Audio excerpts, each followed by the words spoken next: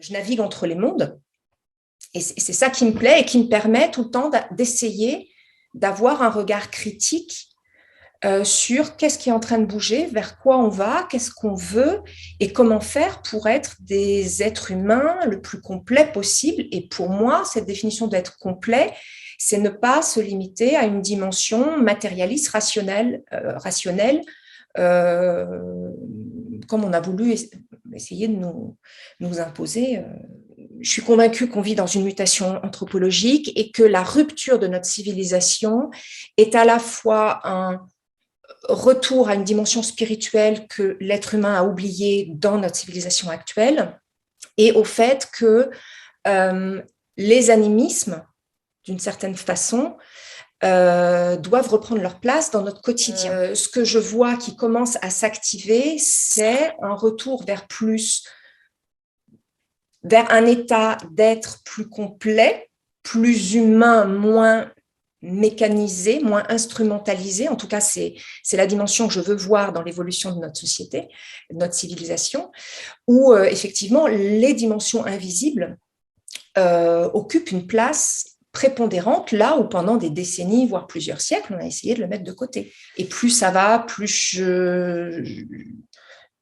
je dis que c'est plus de l'anthropologie au-delà de l'humain qui m'intéresse, en fait. Le rapport au savoir, le rapport au non-humain, le rapport au vivant, au singulier, au pluriel. Voilà, en quelques mots. Donc, on a pas mal de points communs avec des portes d'entrée différentes, quand même. Pour Audrey, j'ai une formation scientifique, j'ai fait de la biochimie, de la biologie, avec un peu de recherche aux États-Unis à San Francisco. Et puis après, tu dois savoir tout ça parce que je raconte beaucoup ça sur les petits films sur Internet. Mais l'idée, c'est de relier science et sens. Or, la science décrit le mécanisme, hein, comment les choses marchent. Le sens parle bien autre chose et est codé par les langages symboliques. Donc du coup, j'explore beaucoup les langages symboliques à travers différentes approches, hein, l'astrologie, la mythologie grecque, le symbolisme en général. Il y a tout un travail qui a été fait sur le symbolisme du corps humain qui s'intitule le parchemin magnifique.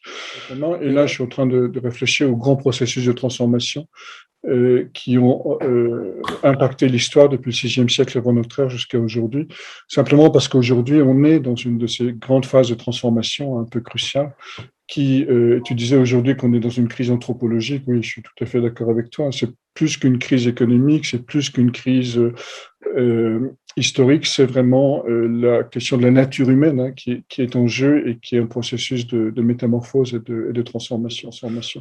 Donc voilà, en gros, j'essaie de comprendre le monde à travers l'impact du monde du sens sur la dimension matérielle, et ça s'appelle la lecture symbolique. En t'écoutant tout à l'heure, je pensais à ce qui se met en place hein, depuis le début du XXe siècle, hein, c'est-à-dire l'entrée dans le surréel, c'est-à-dire la multidimensionnalité des plans de réalité et de la conscience qui commencent à entrer dans notre champ de représentation et qui vont nous envisager à voir l'avenir et notre rapport au monde d'une manière complètement différente et complètement nouvelle. Maintenant, on est en phase. Voilà. Il me semble. Ah, je crois. Sur les grands principes. Oui. Et puis quand tu disais cette connexion que tu as quand tu es en consultation avec les gens, moi je l'ai aussi dans le processus d'écriture, si tu veux. Donc, comme beaucoup d'écrivains. Oui. Donc, le surréel vous relie, au moins le surréel, la notion du surréel. Non, le surréel nous relie tous, hein, puisque c'est les enjeux du monde moderne. Non, alors c'est la conscience, ou la perception du surréel. C'est ça. Et plus que ça, parce que ce que vous faites est rare, c'est l'intégration dans la pensée de cette dimension du surréel. Elle est là aussi la métamorphose de notre manière de penser le monde et de nous penser nous-mêmes. Oui, dans l'intégration de cette dimension surréelle. C'est ce que ne font pas tous les penseurs qui s'inscrivent dans une perspective plus matérialiste. Oui, et ça demande que notre conscience, notre corps soit un laboratoire.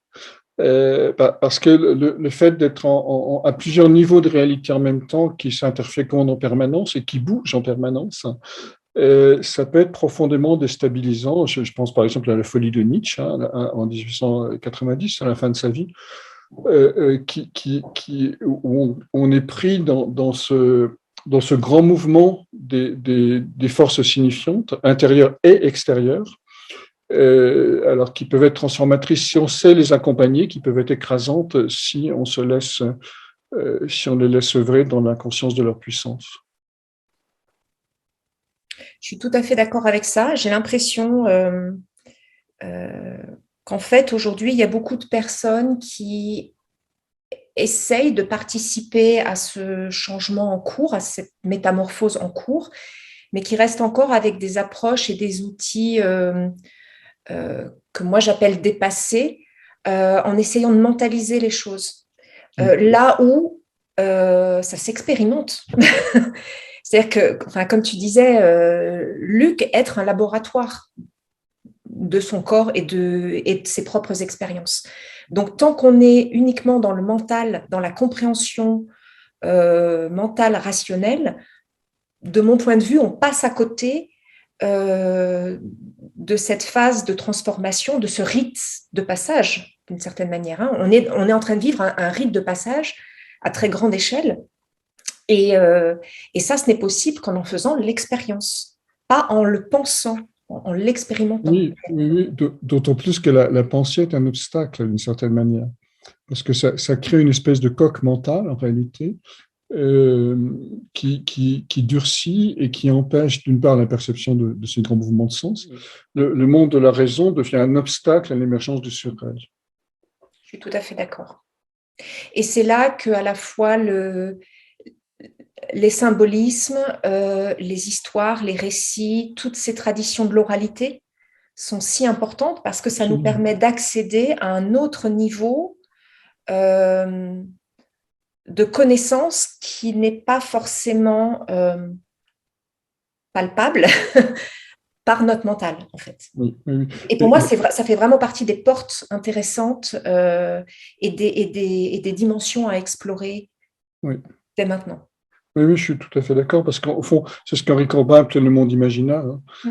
C'est-à-dire ce monde du conte, ce monde du rêve, ce monde non rationnel, entre guillemets, mais qui intègre une autre forme de rationalité, en fait. C'est lui qui est la source de toute évolution, en réalité, intérieure comme probablement extérieure. Alors après, on pourrait questionner le darwinisme, hein, mais en tout cas, pour l'évolution intérieure, c'est pas le hasard et la nécessité, c'est l'émergence de forces signifiantes qui sont recueillies du fait de notre sensibilité plus ou moins grande et du fait de l'accueil qu'on leur offre dans nos existences individuelles.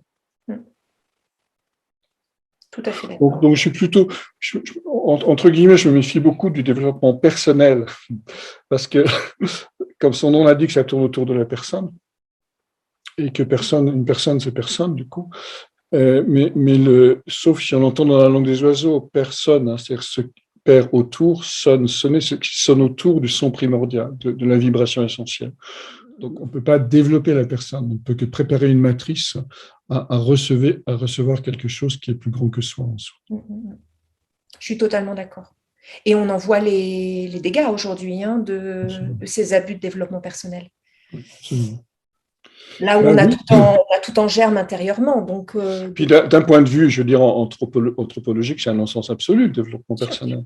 C'est-à-dire, ou même d'un point de vue biologique, c'est-à-dire l'être humain n'est qu'une espèce de mammifère parmi d'autres, et comme c'est lui qui réécrit l'histoire, il se met au sommet de la chaîne alimentaire et de l'évolution, mais au fond, on n'a pas les griffes du léopard, la peau de l'ours et la vitesse de course du babouin. Donc, il y a des champs où on est complètement incompétent. On a juste un gros cerveau qu'on met sur le piédestal de l'évolution parce que c'est nous qui l'avons. Donc, tout ça n'a pas beaucoup de sens. Bon, je ne vais pas vous laisser débattre plus longtemps. Vous avez vos adresses e-mail si vous voulez. Alors, est-ce que là maintenant c'est le deuxième chapitre, conscience et citoyenneté. Est-ce que vous avez trouvé le temps d'aller voir les vidéos des intervenants? Oui. Ça vous donne du coup quelle impression sur la journée, sur le message, sur ce qui est porté?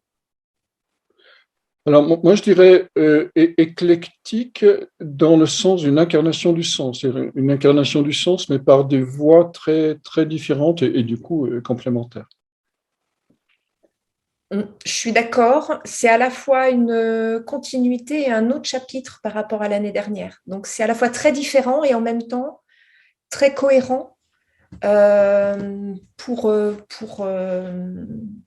voilà, pour cette deuxième journée. Enfin, j'ai trouvé très, très chouette cette dispersion-là, cette mosaïque d'approche. Mais c'est un beau sujet pour poser des pierres blanches, pour voilà, mettre en place les quelques éléments de transformation du monde actuel.